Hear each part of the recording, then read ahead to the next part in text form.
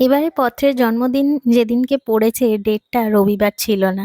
তো স্বাভাবিকভাবে সেদিনকে ছুটি ছিল না কারোরই। ওর পিসি, বাবা কারোরই ছুটি ছিল না। তো যাই হোক আমরা ভেবেছিলাম যে রবিবার দিন সবাই মিলে একসাথে কেকটা কাটা হবে। তেমনই হলো। আর দেখো এখানে ওর ছুটকি ছিল, বাবা ছিল আর মাসিও চলে এসেছিল। তো সবাই মিলে মাসি, পিসি, বাবা একসাথে হয়ে দাদু ঠাম্মিদের নিয়ে সবাই মিলে ৩ বছরের জন্মদিনটা খুব সুন্দরভাবে কাটালো। আর এই হচ্ছে পত্রর জন্মদিনের কেক। তোমরা কিন্তু জানিও কেকটা কেমন হয়েছে।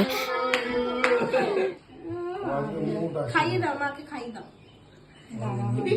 এই ক্যান্ডেলও তুলে নাও। Happy birthday to you.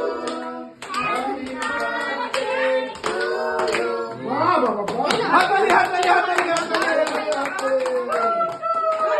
আগে দিদিকে খাইয়ে দাও, দিদিকে খাইয়ে দাও।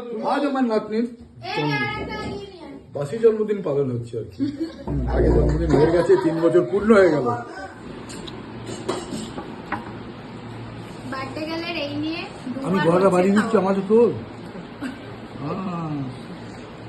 বার্থডে গেলের এই নিয়ে দুবার খাওয়া হচ্ছে। হ্যাঁ, এটা নিয়ে সেকেন্ড ব্যাচে আবার বসেছে। এখন এখন সবাই খাচ্ছে, আমরা এখনো বসিনি, এরপরে বসবো।